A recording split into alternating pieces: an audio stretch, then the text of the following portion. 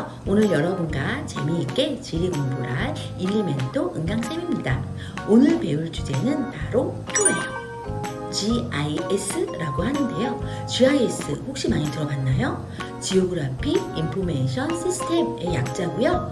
지리 정보 시스템 또는 지리 정보 체계라고 얘기를 해요.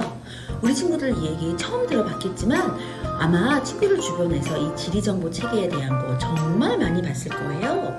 그럼 먼저 GIS가 먼저 알아보기 전에 톡톡에 나와 있는 내용 한번 살펴볼까요?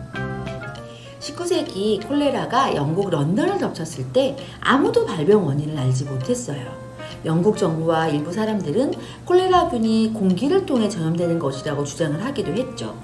당시에 내과 의사였던 존 스노라는 사람이 이 콜레라의 원인을 찾기 위해 콜레라에 걸린 사람들이 사는 곳을 지도에 표시하기 시작했어요.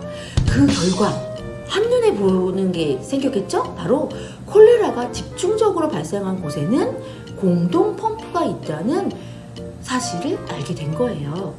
콜레라가 오염된 식수에 의해 퍼진다는 사실을 밝혀낸 존 스노는 런던시의 공동 펌프 사용 금지를 제안을 하면서 영국 시민들의 생명을 구하게 된 거죠. 예전에 이 콜레라라는 병은 정말 무시무시한 병이었다고 해요. 그런데 이 병의 원인을 밝혀낸 게 바로 이 한 장의 지도였다는 사실, 정말 놀랍지 않나요?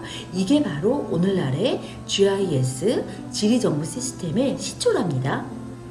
지리정보 시스템 GIS라는 거는요, 지도 위에 우리가 알고자 하는 것을 보여주는 걸 말을 해요. 자, 예를 들어서 어느 지역에 남자와 여자의 비율이 얼마나 될까? 이걸 그냥 수치로 표로 보여주는 것보다 지도상 위에 점점점점으로 보여주면 정말 알기 쉽겠죠? 그렇게 인구 분포라든가 아니면 지하철 노선도, 그리고 백화점의 위치, 버스 정류장의 위치, 이런 것들을 우리가 지도상 위에서 알기 쉽게 보여주는 거를 GIS라고 생각을 하면 돼요. 자, 예를 들어서 자동차를 타면 우리 친구들 제일 먼저 뭘 하나요? 당연히 안전벨트를 매겠죠. 근데 안전벨트를 매기 전에 아니면 맨 후에 엄마 아빠가 뭘 하죠? 우리가 갈 곳을 검색을 하죠. 뭘로요? 카 내비게이션으로요. 그 바로 카 내비게이션도 일종의 GIS 지리정보 시스템이에요. 지도상에서 내가 가야 할 곳을 알려주잖아요. 최근에 선생님이 어떤 어플을 하나 받았는데요. 선생님이 건강검진을 받으려고 이제 확인을 하는데 건강검진을 받을 수 있는 병원을 알려주는 어플이었어요. 근데 그 병원들을 리스트로만 보여준다면 어떨까요? 찾기 쉽지 않겠죠. 내가 있는 곳에서 어떤 병원에 가까운지 알 수가 없잖아요. 그런데 그 앱은 어땠냐면요. 지도 위에 병원들의 위치를 이렇게 찍어줬어요. 그러면 우리 집에서 가장 가까운 병원은 어딜까? 한눈에 볼 수 있겠죠. 한눈에 볼 수 있는 이런 시스템을 우리가 GIS라고 얘기를 하고요. 이 GIS는 우리 생활 곳곳에 엄청 많이 자리를 잡고 있어요. 그러면 이러한 GIS는 어떤 목적을 가진 걸까요?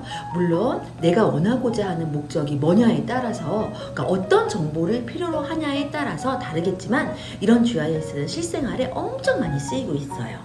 선생님이 예전에 GIS 프로그래머였거든요. 선생님이 지리학과를 나왔거든요. 지리학과를 졸업을 해서 GIS를 배워서 GIS 프로그래머를 했어요. 컴퓨터로. 이제 그때 굉장히 많은 시스템을 개발을 했었는데요. 그 중에 아직도 기억에 남는 게 하나가 있어요. 바로 서울지방경찰청에 들어가서 개발을 했던 건데 바로 이거였어요. 범죄 예측 및 분석 시스템. 굉장히 이름이 거창해 보이죠? 이게 뭐냐면요. 지도상에 어떤 범죄가, 예를 들어서 강도, 좀 말하기 무섭지만 살인, 이런 여러 가지 범죄들이 있잖아요. 이런 범죄들이 어떤 곳에 많이 발생이 되는지를 지도 위에다 체크를 하는 거예요. 이곳에 강도 사건이 많이 벌어지네? 그럼 순찰을 더 강화해야겠네? 이런 곳에서 왜 자꾸 살인 사건이 자꾸 벌어지지? 그러면 여기에 뭔가 문제가 있는 게 아닐까? 이런 식으로 그 사건의 원인을 분석을 하기도 하고 순찰도 강화하고 이런 목적으로 만든 시스템이었어요. 또 GIS는요, 교통정보를 제공을 하는 역할도 하기도 하는데요. 이런 것을 지능형 교통 시스템이라고 해요. ITS라고 얘기를 하고요. 아까 선생님이 처음에 얘기해줬던 카 내비게이션, 우리 빠른 길 찾기 이런 거 많이 하잖아요. 교통시설을 이용을 할 때 굉장히 많이 활용을 하고 있는데요. 이렇게 카 내비게이션 뿐만이 아니라 도로 관리라든가 도로 계획이라든가 교통시설물 관리라든가 이런 것들도 모두 이 지능형 교통 시스템 ITS에 포함이 되어 있고요. 이것도 일종의 GIS라고 해요. 지도 위에 표현을 하니까요. 재해재난 분야에서도 이 GIS는 정말 엄청 큰 역할을 하고 있어요. 비가 많이 오는 경우에 하천 정보를 분석을 하는 거죠. 그래서 비가 오는 정보를 분석을 해서 홍수 도달 시간을 예측을 한다던가 아니면 지진 발생 사례들을 계속 통해서 지진을 예측을 한다던가 이런 것들이 모두 GIS의 일종이기도 하고요.